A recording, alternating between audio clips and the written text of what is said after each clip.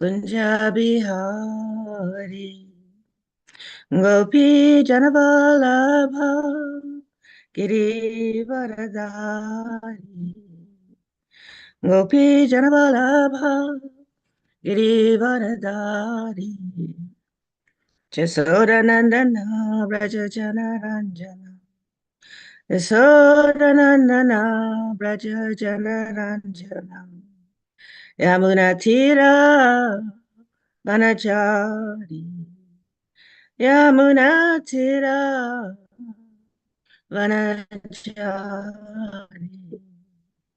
Jai Radha Madhava Kunja Bihari Gopi Janavalabha Girivaradari Yasodanandana Braja Janaranjana Jamunatira Vanachari Jai Radha Madhava Kunja Bihari Gopi Janavalabha Girivaradari Yasodanandana Braja Janaranjana Yamunatira Vanachari Yamunatira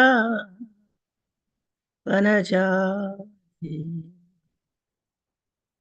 Hare Krishna, Hare Krishna, Krishna Krishna, Hare Hare, Hare Rama, Hare Rama, Rama Rama, Hare Hare, Hare Krishna, Hare Krishna, Krishna Krishna, Hare Hare, Hare Rama, Hare Rama, Rama Rama, Hare Hare, Hare Krishna, Hare Krishna, Krishna Krishna, Hare Hare, Hare Rama, Hare Rama, Rama Rama, Hare Hare, Hare Krishna, Hare Krishna,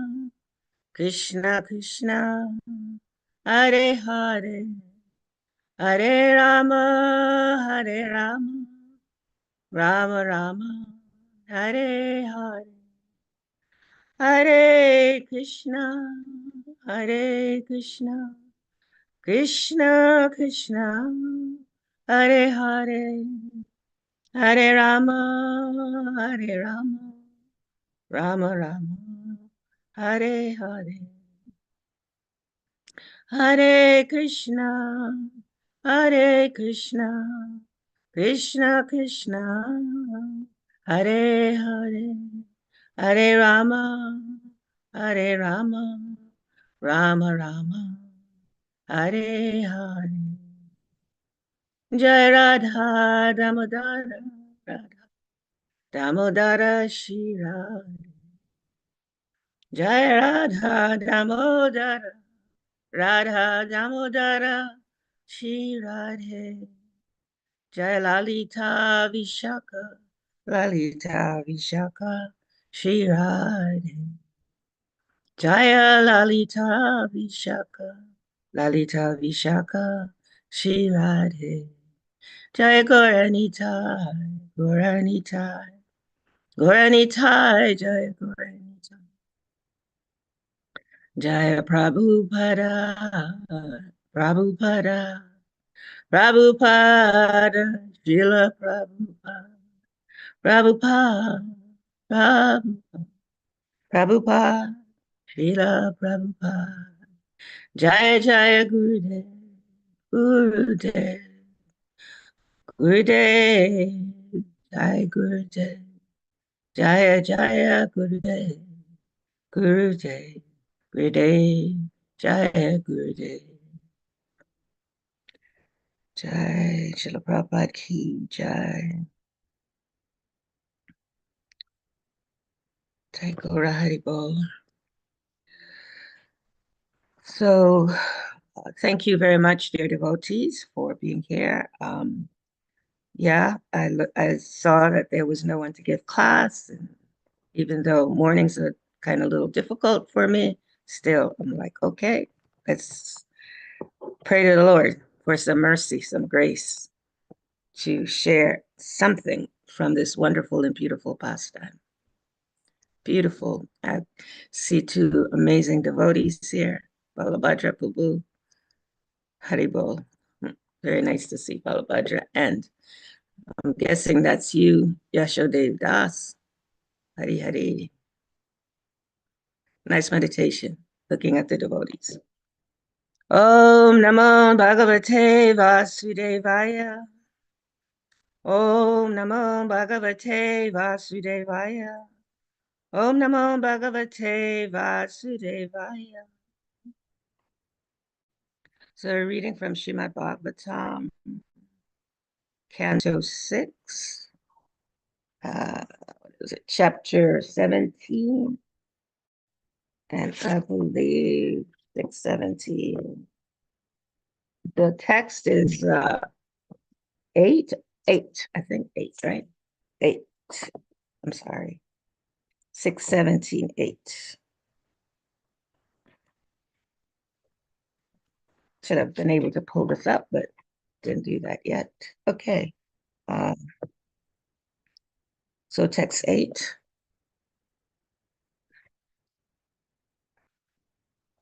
Okay, let's get some light.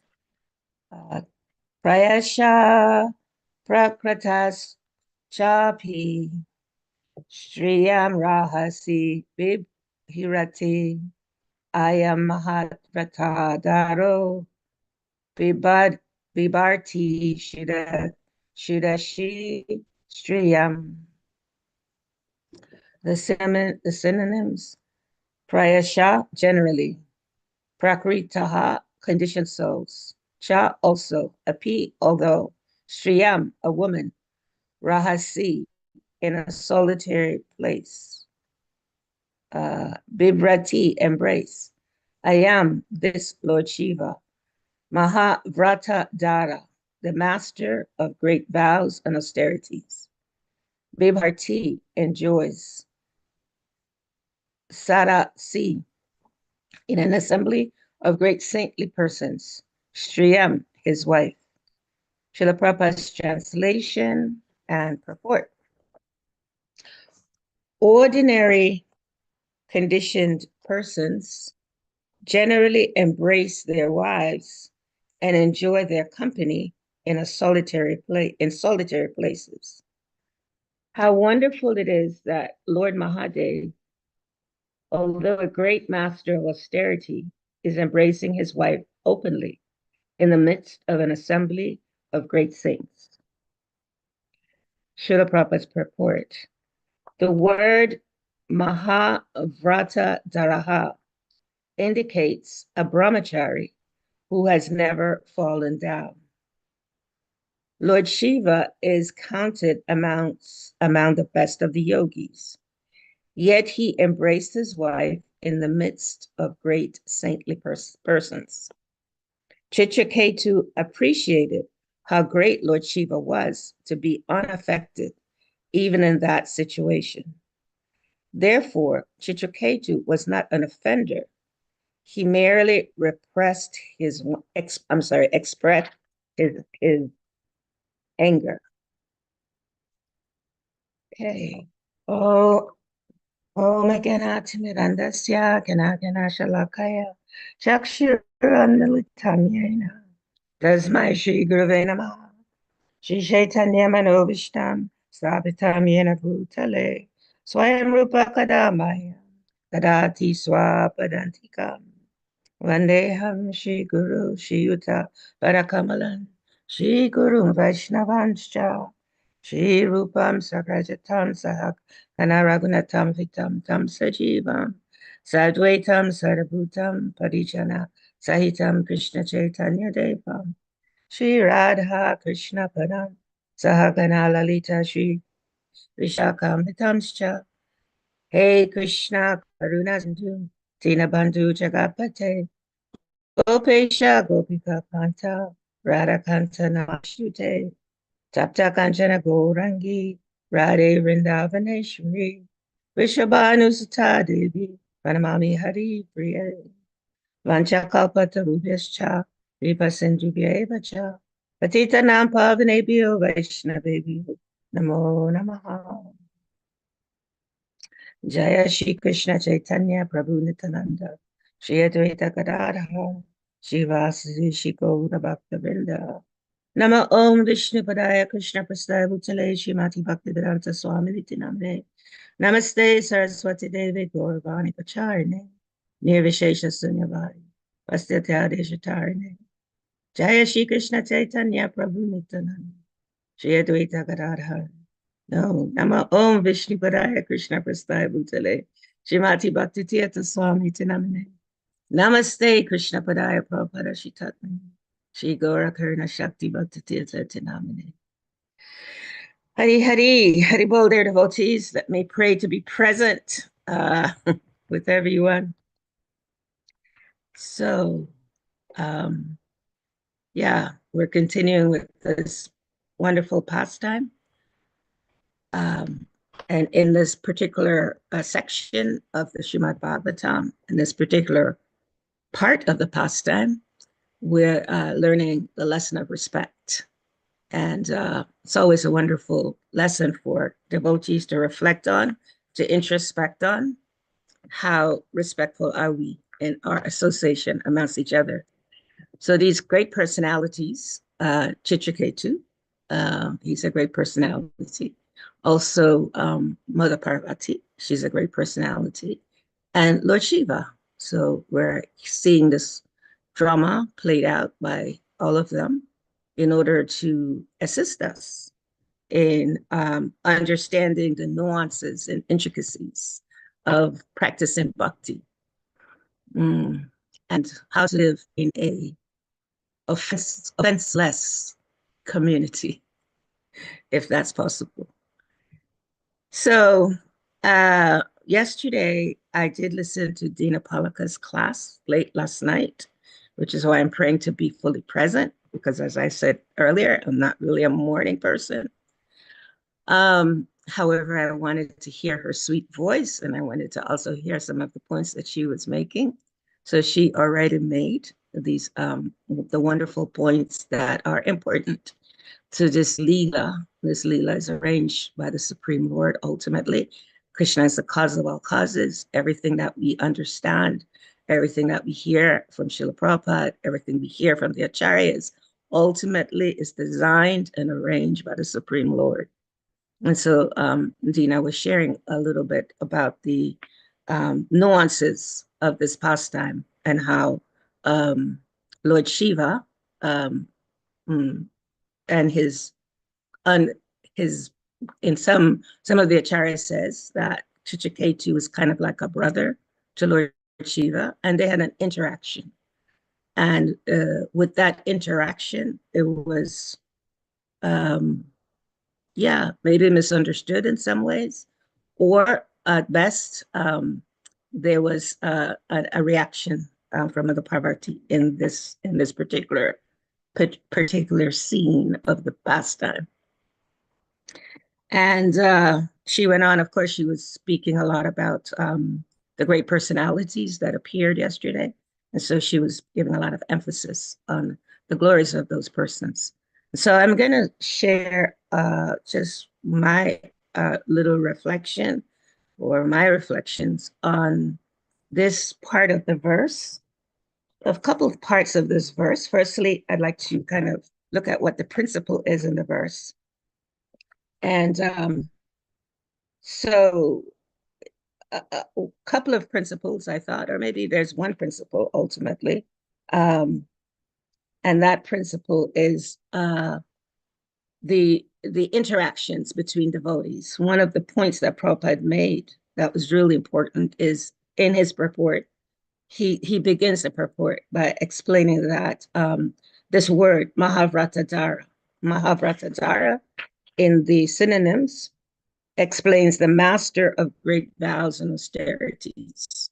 So we're speaking about this person, Lord Shiva, who is the master of great vows and austerities.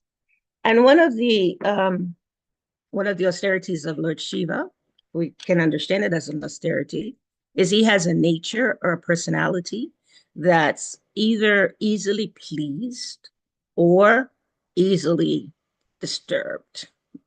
And so in this particular pastime, we see that he is exemplifying this aspect of who he is, of this path, or we could say maybe his personality, just in terms of understanding it from a layman's point of view. This aspect of him not being disturbed. So he's easily pleased or he's easily disturbed. And so in this case, he wasn't disturbed, and he understood that Chitraketu, given that they were peers in some ways, even though we know that Lord Shiva's who Lord Shiva is, he's not an ordinary person. Yet in the Leela, they're acting in this way, like they have a close relationship with each other. And so they were both, and Dina mentioned this yesterday, they were both interacting in a way that could be seen as familiar, very familiar. Shiva was not disturbed. And we hear in this pastime, which is one of the principles, that Chitraketu, he acted in wonder. That word is really important throughout the Bhagavatam. We hear this word in relationship to Krishna, this mood of wonder. Um, and so here, Chitraketu is in wonder when he sees the scene. He walks in on the scene and he sees, of course, Parvati on Shiva's lap, and Shiva is instructing the sages. So he's acting in the capacity of the teacher, and in with Chitraketu, he's in some ways we could say, in different acharyas say that he was showing respect to Lord Shiva in terms of just being in wonder, because why would he be in wonder? Because Lord Shiva is the greatest Vaishnava, absolutely totally surrendered to the Supreme Personality of Godhead. And as the representative of the Lord, there are certain social etiquettes that a representative of the Lord follows in some situation, generally for the benefit of the people, right? They're exemplary. We hear that Srila Prabhupada explains what a great man does, common men follow. And so therefore, one of the social etiquettes of a great person is their behavior in public with their wives. And so Chitraketu, he was a little bit concerned that perhaps Shiva would be misunderstood for being in this situation, where this very awkward situation to Shiva, because he's Ashutosh, she's not affected really by lust. And so therefore, it's an awkward situation. Here comes Chitraketu, and Prabhupada doesn't say that Chitraketu is thinking about that Lord Shiva is acting in a lusty way. However, what we understand from the pastime is that that Chitraketu was somewhat concerned that others may think like that Shiva is acting in a way that could be assumed by some person's perspective, could be that it's in a mood of lust. And so he's in wonder because it's something that's considered, as far as the social etiquette is concerned, not normal. And he's wondering, how is it that Lord Shiva can be in such an assembly and display this kind of behavior? And so that's one of the nuances of this pastime is, firstly, the understanding the association of like-minded souls when they come together. So Lord Shiva was not, as we said, he was not disturbed. And if anything, I think Dina mentioned this yesterday, he was thinking, well, yeah, you're coming here in your airplane with all these girls, all these different, celestial beings. And so like, okay, well, let's laugh about this. So, however, as we learn in the pastime, we will learn this more and more. We hear about this. Parvati did not see it in the same way as Lord Shiva. She took offense about from the Chitraketu's laugh. And so that laugh from Chitraketu had many implications in this pastime, several implications. One of them is Prabhupada in this purport is saying, well, he wasn't offensive. He was acting in wonder at the situation. However, his body language indicated something a little different. And so that body language of laughter, although that was kind of an internal alignment in one sense with his understanding of Lord Shiva, uh, alignment means that he laughed because it was kind of like, whoa, look at Lord Shiva. I mean, look at him. He's, this great person, and here he is. How wonderful that he's with, his consort in this way. So that laugh could have meant, wow, this is so great to see. And that laugh for somebody else from another perspective could have been, how dare you? How dare you laugh at us? And so this pastime continues like this. I wanted to focus a little bit on this mood of wonder, only because Srila Prabhupada mentions it in the purport. And in relationship to all of these purports, all of these different stories. They are meant really to help us to connect deeper in our particular in our relationship with the Supreme Lord. And so this mood of wonder, it's not, it's a mood that is very much acknowledged um, in our scriptures for things that Krishna does, right? It brings us back to the Supreme Lord. Like, where does this mood of wonder comes from originally?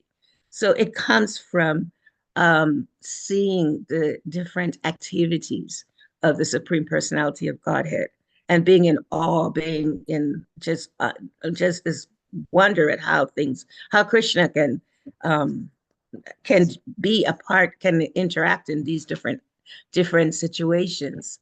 So one mood of awe that comes to mind really quickly is or wonder is of course the Vimohan Leela, right, with Lord Brahma, and how Brahma is in when he steals all the cowherd boys, and then Krishna just replicate all of them, and Brahma gets to see them. Brahma is in wonder, like, how's this possible? I have these boys.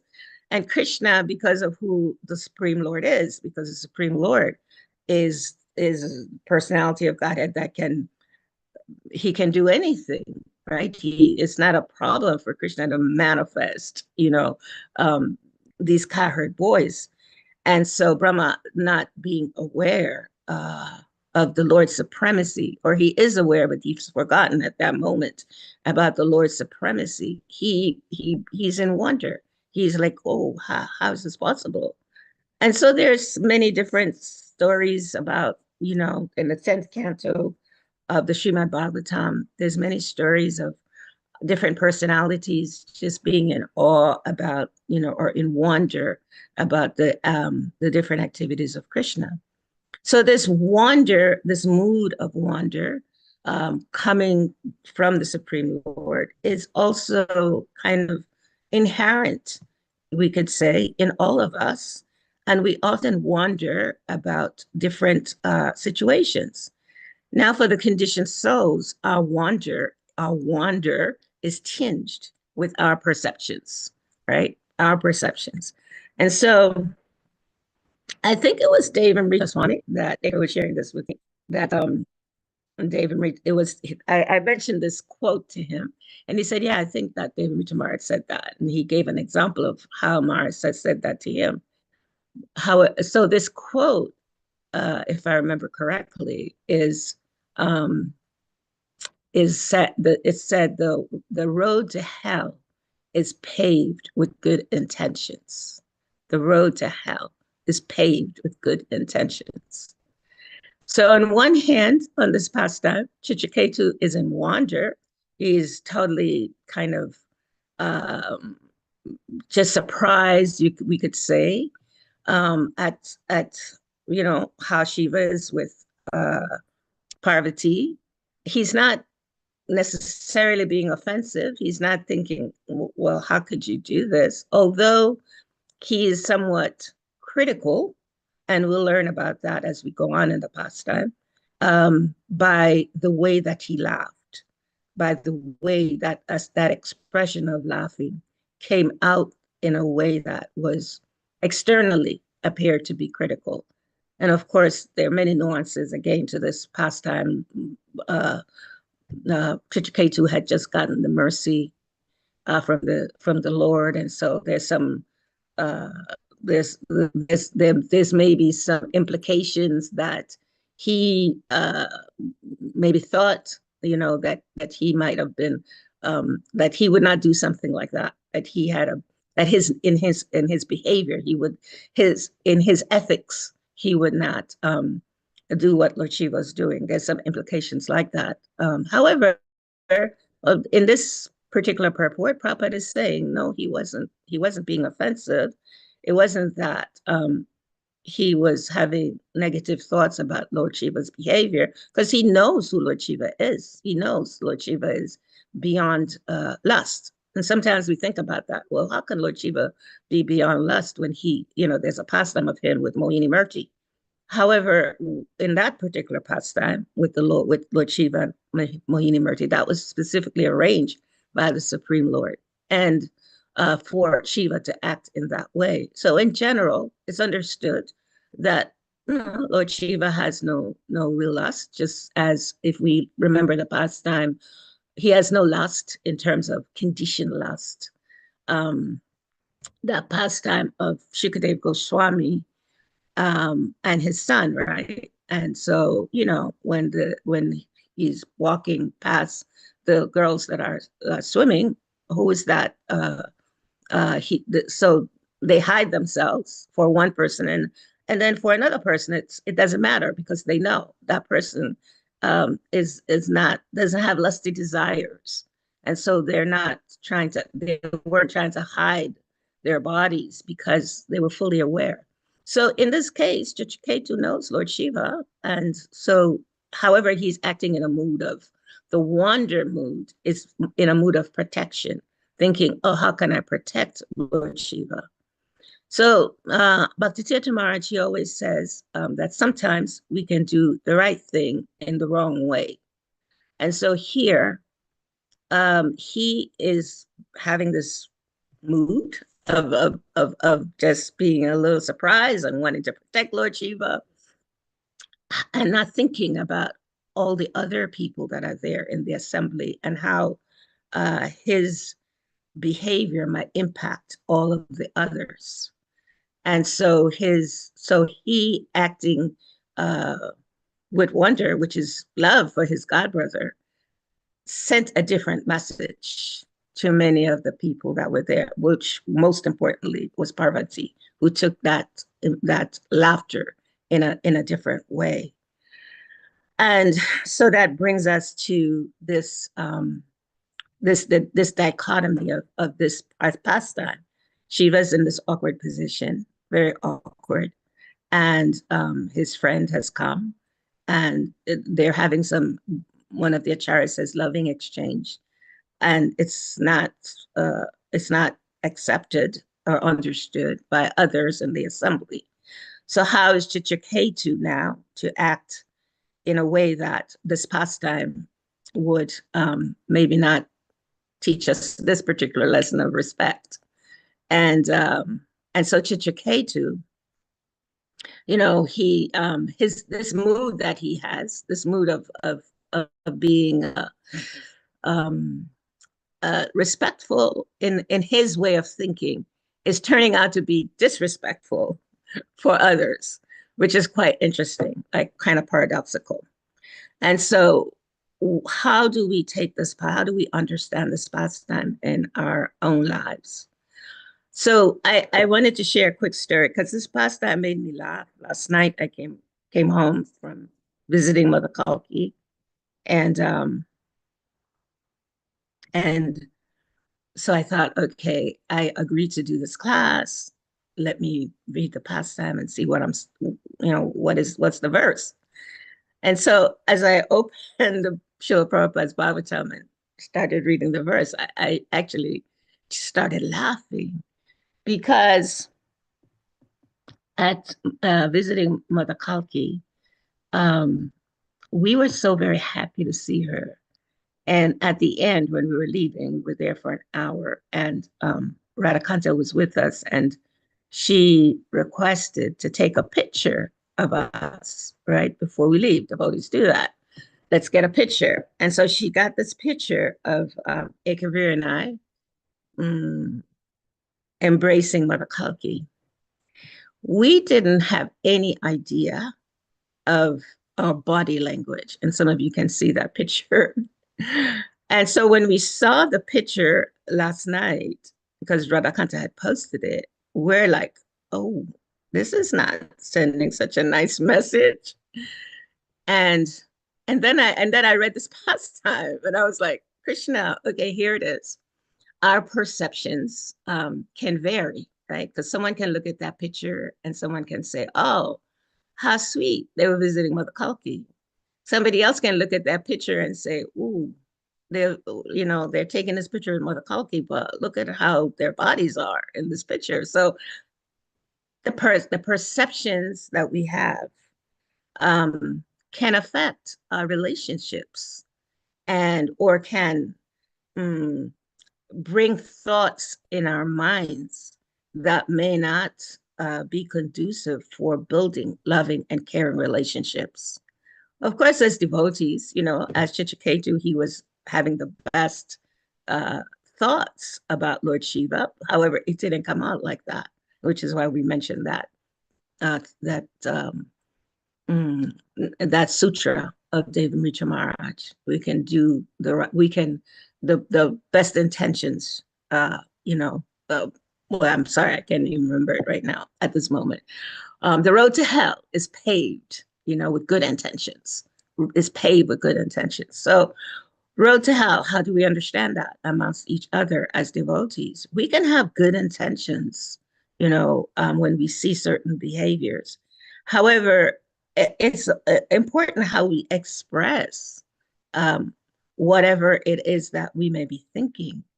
It's important that uh, our expressions are also expressions of love.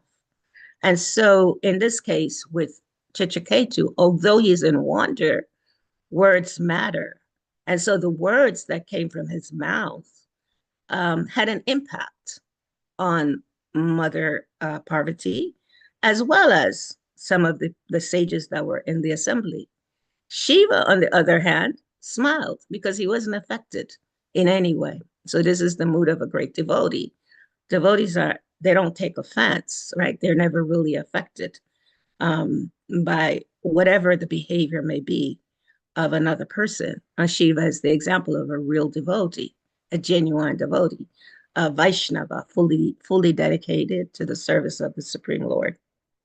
However, in the human side of understanding Chichiketu, it's very important to know that although he was in wonder at Shiva's behavior, and although he was being protective of him, his speaking and his body language impacted people in a different way. And so, in terms of how do we guard ourselves, from those thoughts that may come that can impact our environment, can impact others. Uh, Krishna explains to Arjuna in the 17th chapter, he gives Arjuna like a guideline, a guidepost of how we can speak with each other. And so in that text, which is one of my favorites, is something that I'm trying to learn as I try to evolve in bhakti, as I try to beg for grace and mercy from the devotees, from my spiritual master. I hold this verse very dear to my heart because I realize this is one of the tests that I can get in my spiritual life.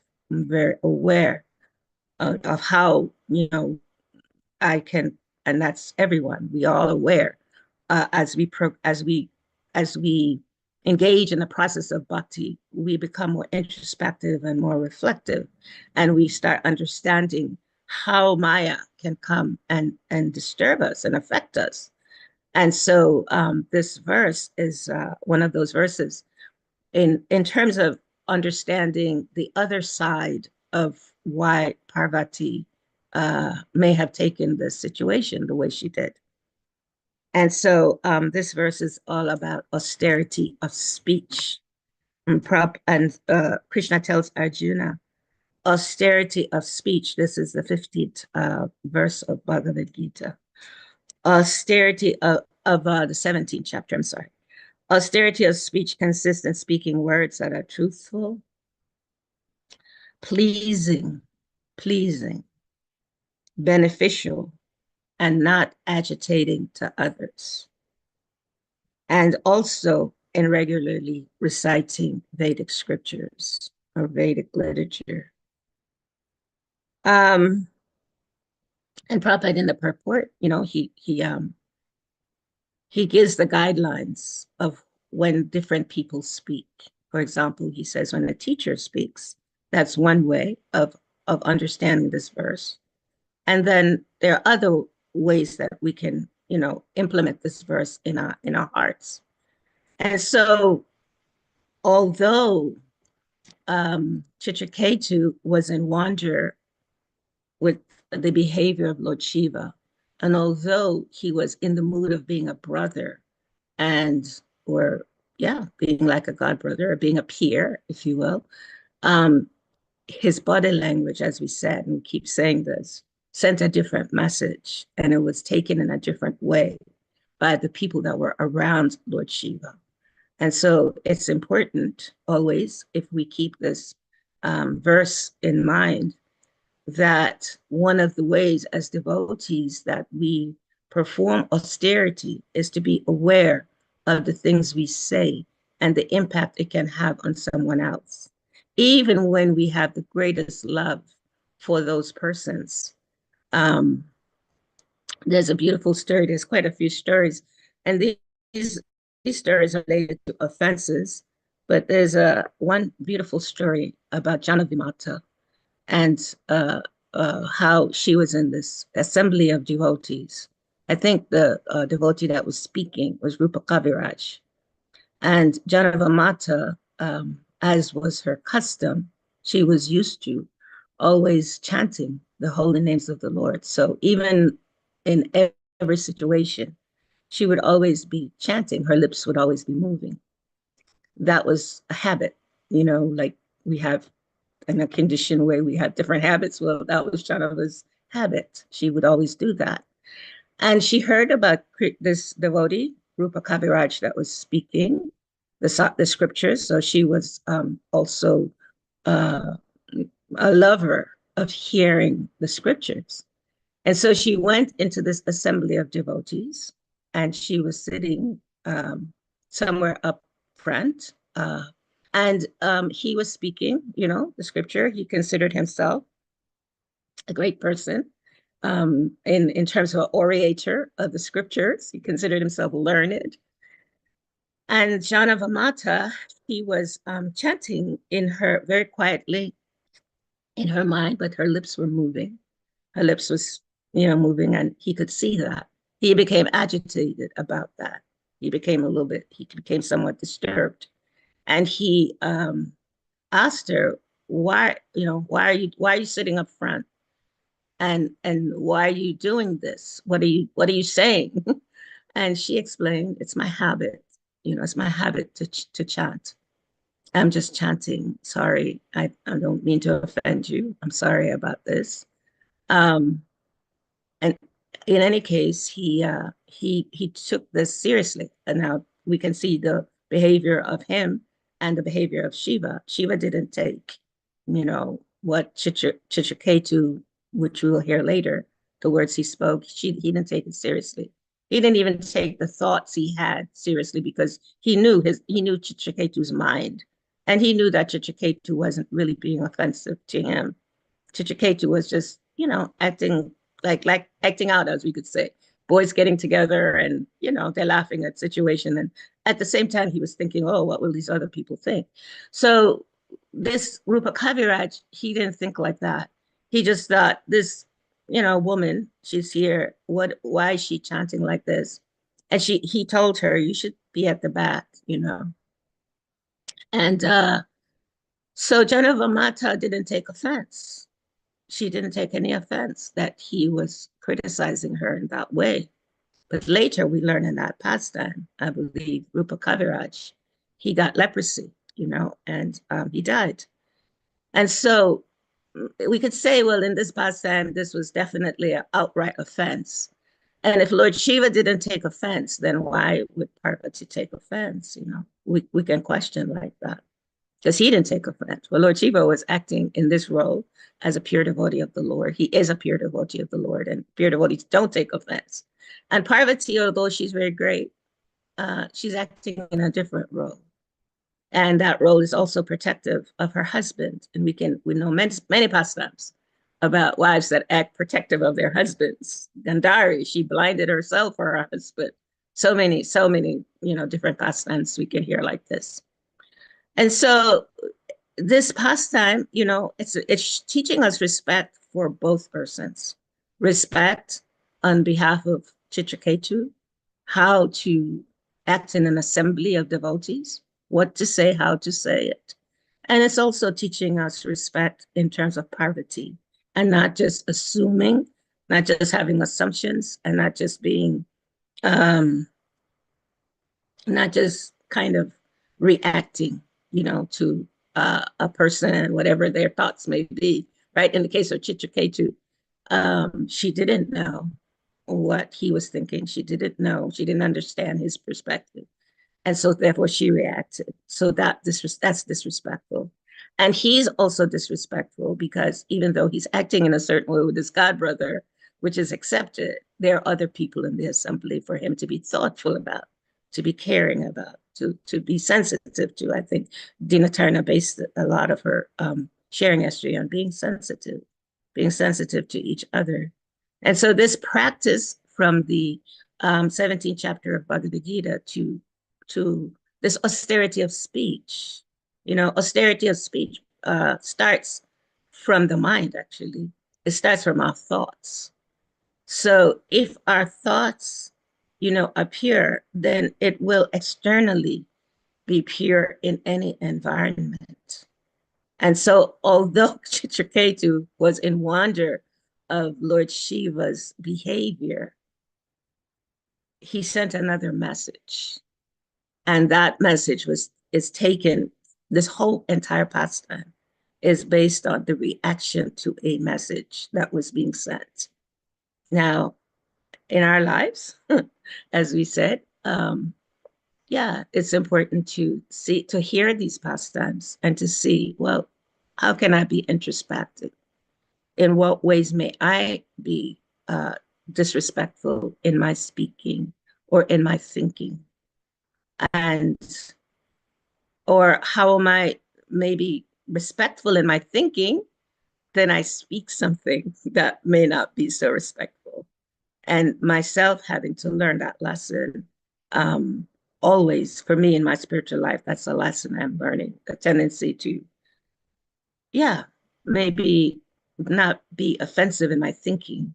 However, saying something that could sometimes be harsh, sounds harsh, or sounds not caring to others, because we're all individuals and each person have their perspective. And I'll close with you guys maybe looking at that picture and using the picture of me and Ekavira Prabhu in the seeing Kalki and seeing, introspect on it, reflect on it, and see what thoughts you may have. All right, dear devotees, I'm going to end there. And let's hear from all of you. Thank you so much, Rajalila Mataji. I really appreciate your explanation that Parvati is defending her husband. That's the reason for her reaction. And it just made me consider that there's such a variety of types of relationships in this world, Mhm. and they don't always mix well together. And I guess there's a reason why the spousal relationship is generally private. And I think we see an expression of that even amongst these great personalities.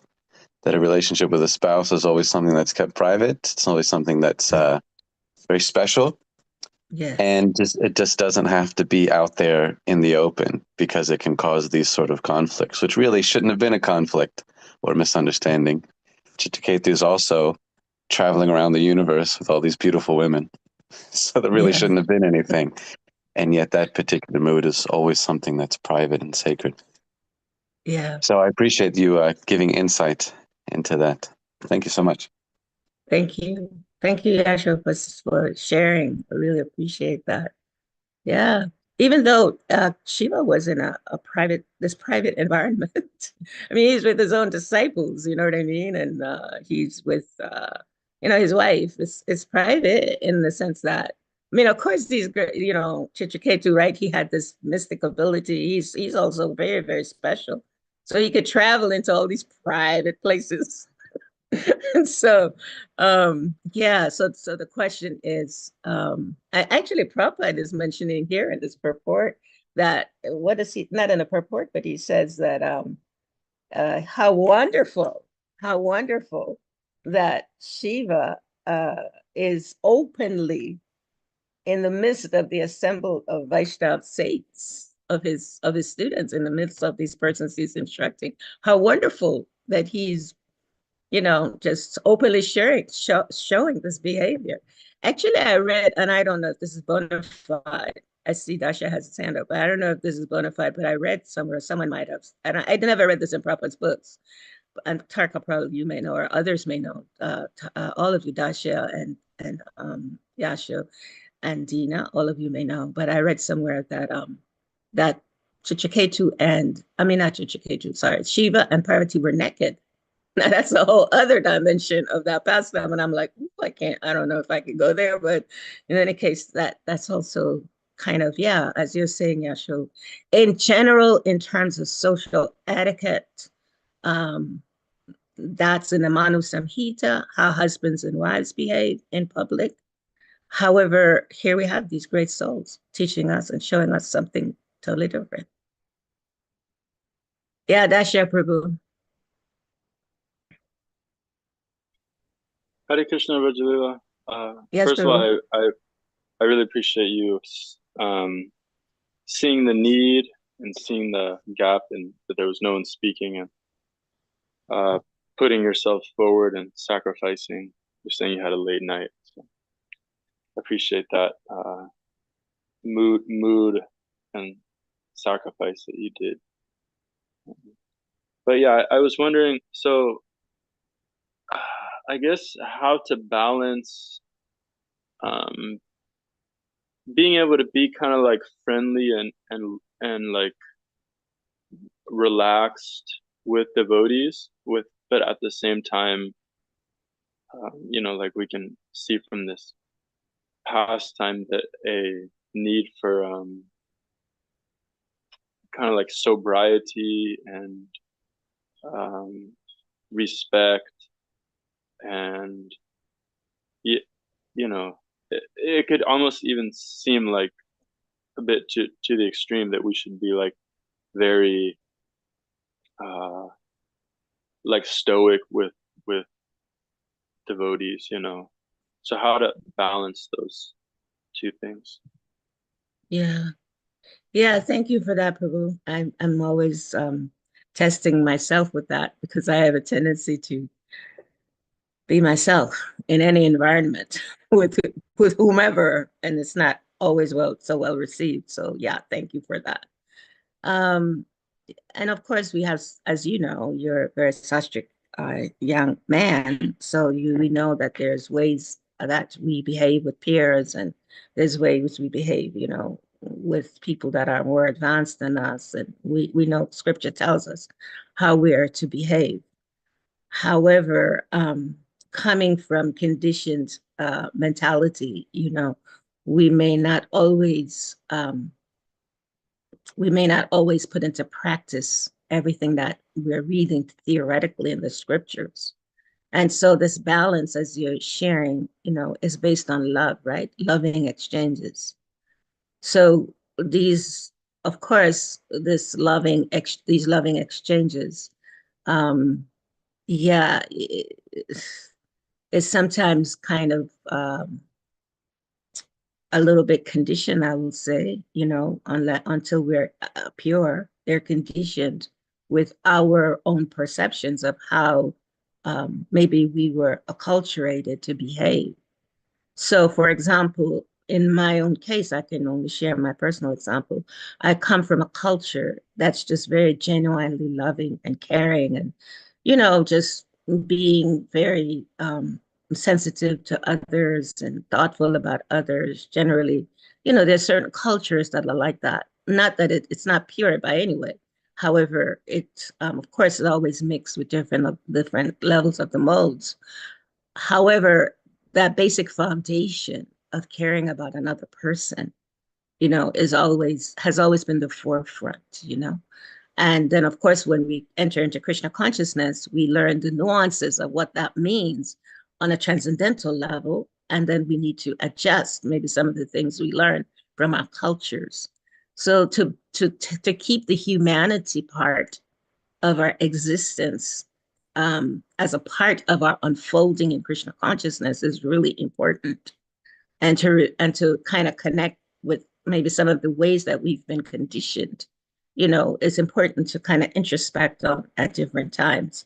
So when we associate, in different environments, everyone is coming from a different type of culture, and those cultures interact in different ways.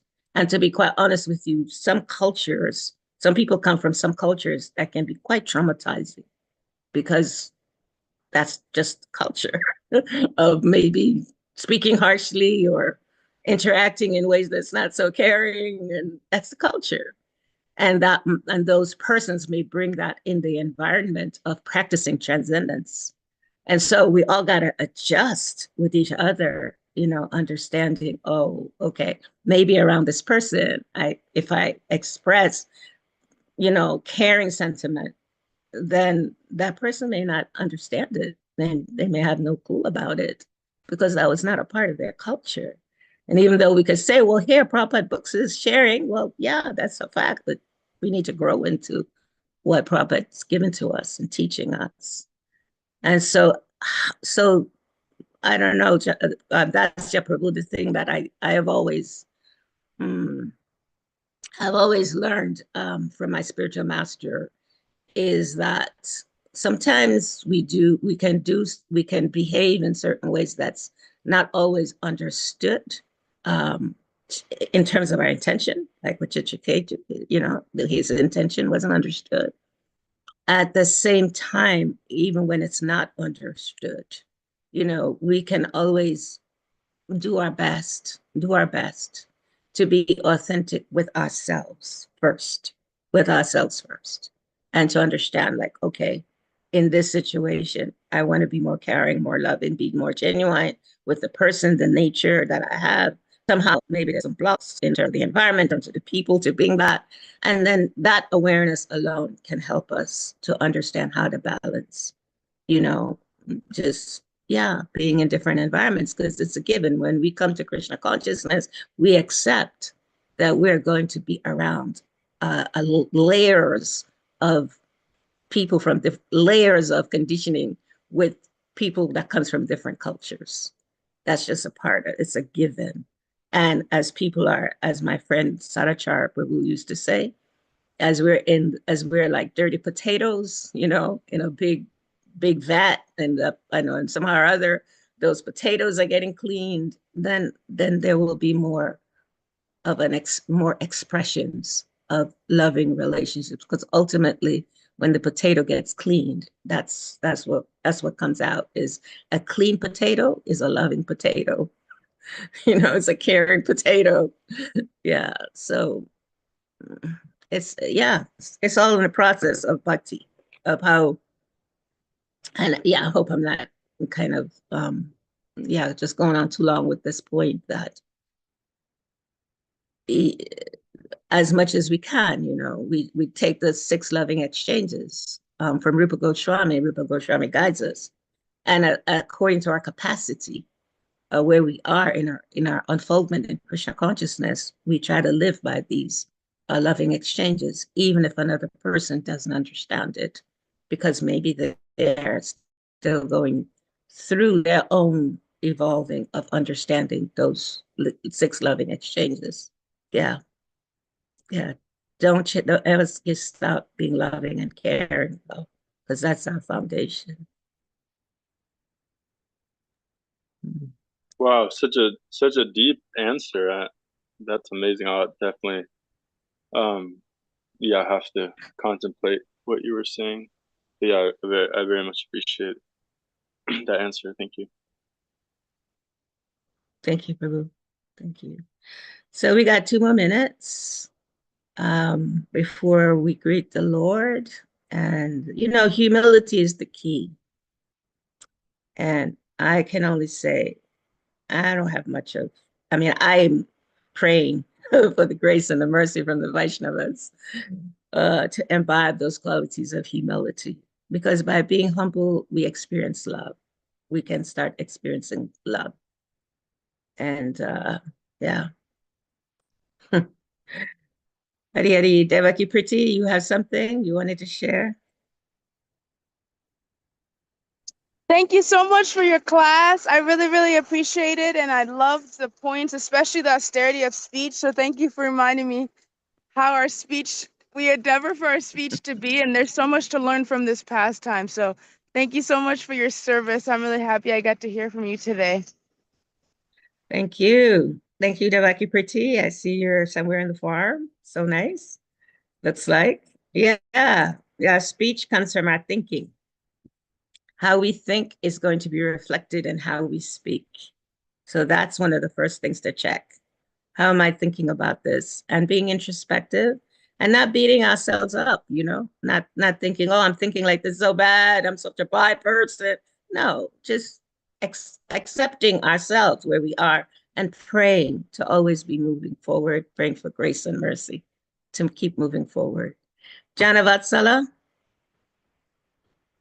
Thank you so much, Mother Rajlila, for this excellent class. I just wanted to appreciate you for the time that you always put into preparing for class. I feel like we really got a big understanding of the different characters and perspectives in this pastime, and a nice discussion as well.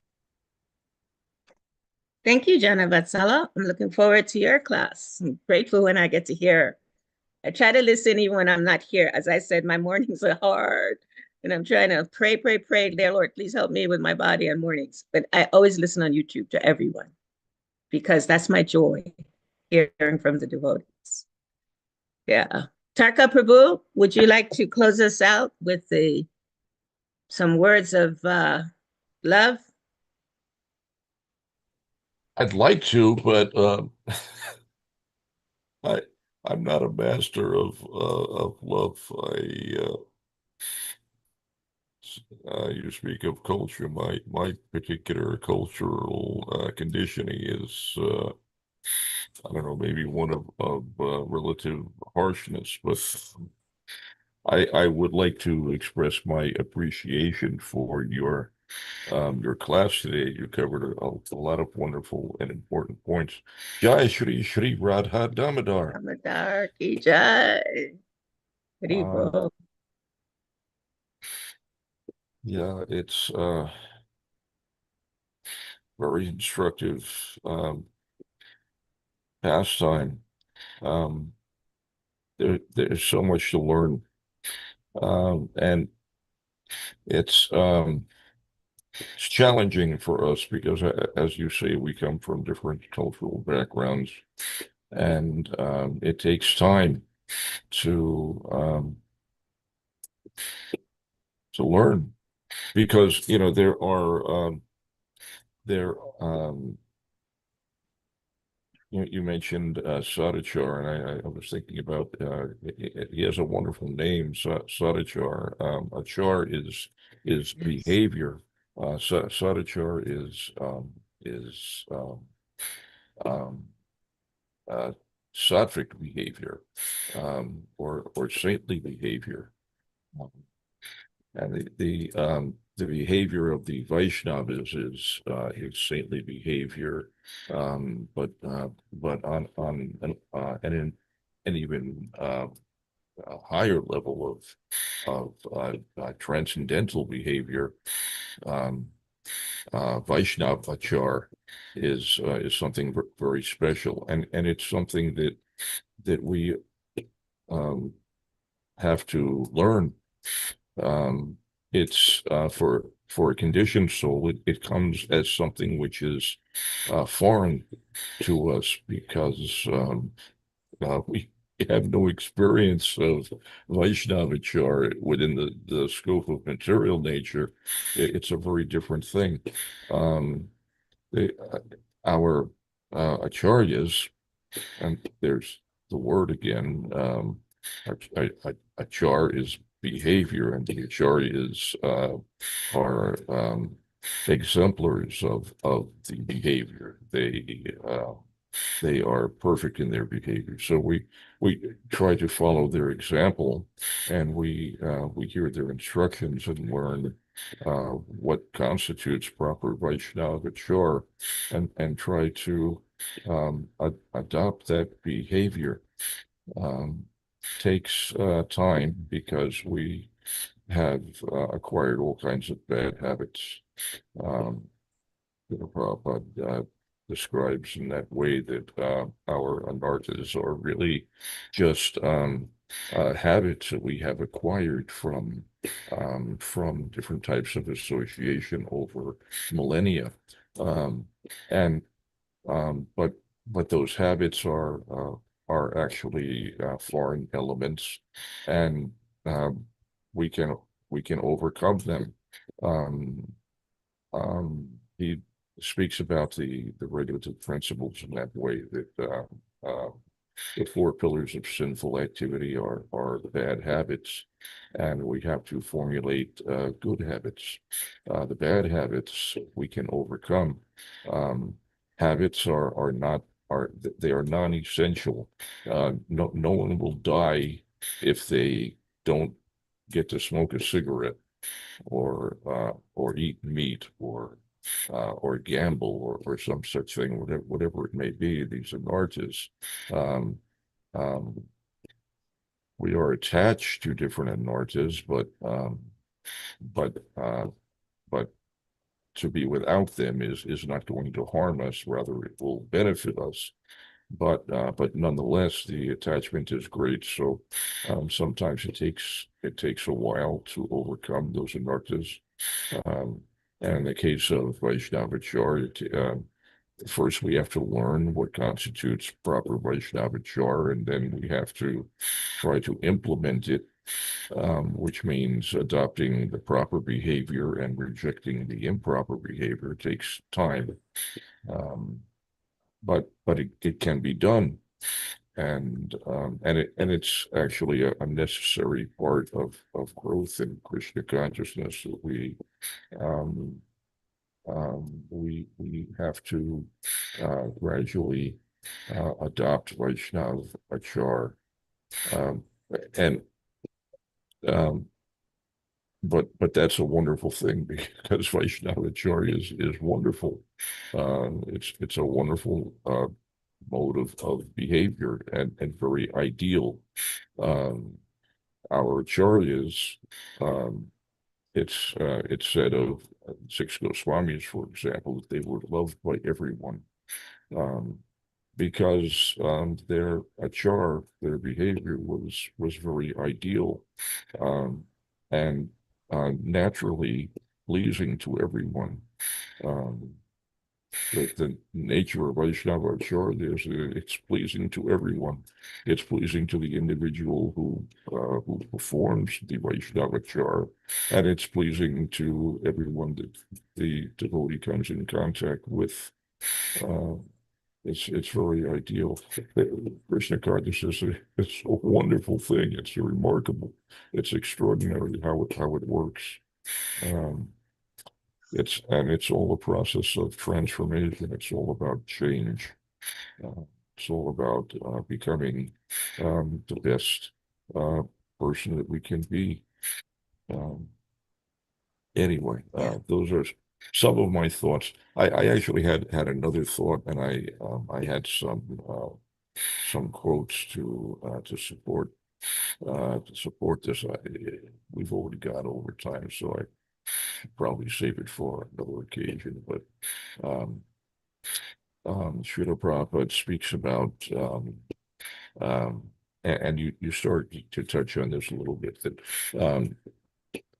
speaking in ways that are pleasing to others. Um, Srila Prabhupada mentions that while that is the general etiquette for purposes of preaching, um, Vaishnava speaks, he simply speaks the truth. Even sometimes it may not be pleasing to someone. A Vaishnava will speak the truth. He will be uncompromising.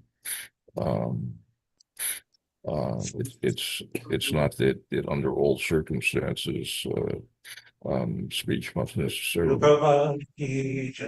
Jai Srila Prabhupada. Srila Prabhupada. Anyway, that's another whole topic. Srila Prabhupada had much to say about that, but the Mhm. general principle holds that we, as far as possible, we want our speech to be pleasing, and there's no reason that we should neglect that unless it's a question of having to compromise the principles or the philosophy of Krishna consciousness.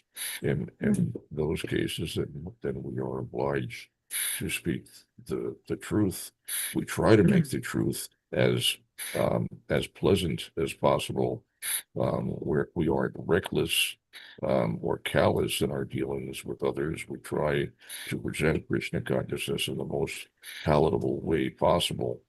Um, but some facts about Krishna consciousness are just not going to rub people the right way sometimes. Srila Mhm. Prabhupada spoke, for example, about the fact that, and there's one example. He was giving a talk, and there was one very respectable and influential gentleman that had been attending the temple for some time, and he had a question about sex life. And Srila Prabhupada explained to him what our standard is, that we do not engage in illicit sex life. And that individual was very put off by that, and he never came back again. Srila Prabhupada said, "What can we do? I have to speak the truth. Sometimes it will not be pleasing to others, but we can't compromise on these principles. We have to speak the truth." Anyway, he had lots to say about that, but um, we don't have Thank a lot you. of time. So thank you again. Thank Hare you for Krishna. sharing, Prabhu. Thank you for sharing. And in that mood, sometimes we speak the truth.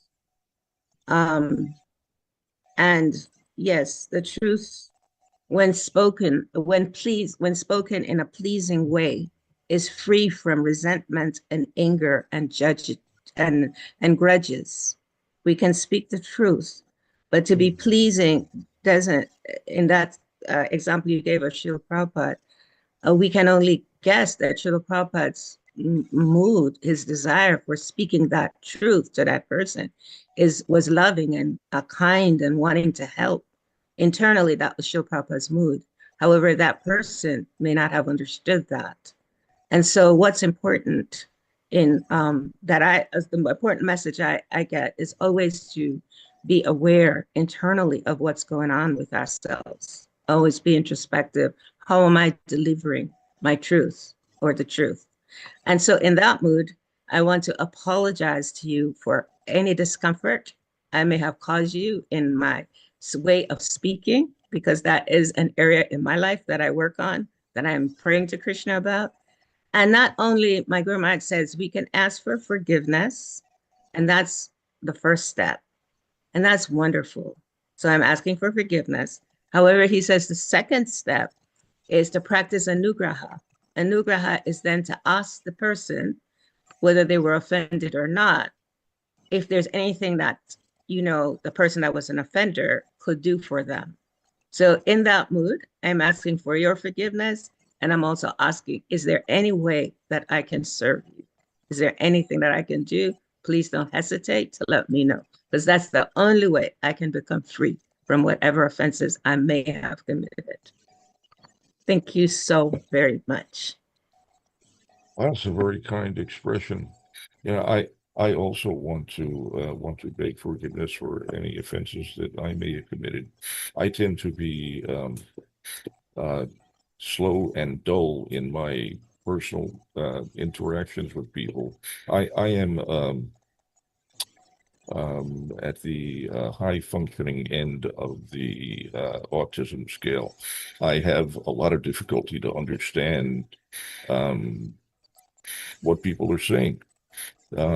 My brain has to work overtime to try to figure out what people are getting at and what they expect when they say something. And so, if someone asks me a question, for example, I will tend to go on at great length because I don't understand precisely what they're asking of me, and I try to cover all the bases. That's the habit that I got into over the years. I want to please them.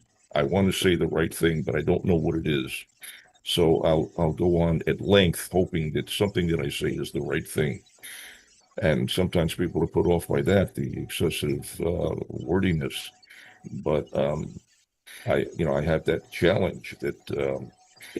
Sometimes I appear to be callous or inconsiderate, and I don't mean to be. I'm trying to be sociable, but I have exceptional challenges trying to communicate. Uh, it's just, for example, if someone says to me, "How are you doing?" my that completely boggles my brain. My brain thinks, "How am I doing what?" And I have to create formulas to try to respond to simple everyday language because it doesn't make sense to me. It seems illogical. It's because my brain tends to take everything literally. Anyway, going off on a tangent here, but my point is that I inadvertently commit offenses in my dealings with individuals, and I don't mean to. No offense is ever intentional, but so I beg the forgiveness of everyone, anyone, and yourself in particular. Thank you for your kind expression. Hare Thank Krishna. you. Thank you for your vulnerability and transparency. We all can learn from that. Thank you very much. Hare Krishna.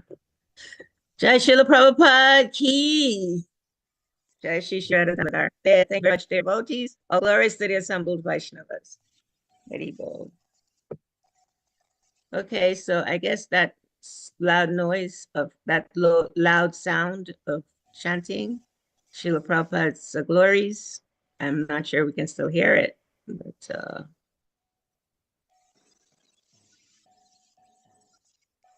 I will take leave from the devotees. Tagora Haribol.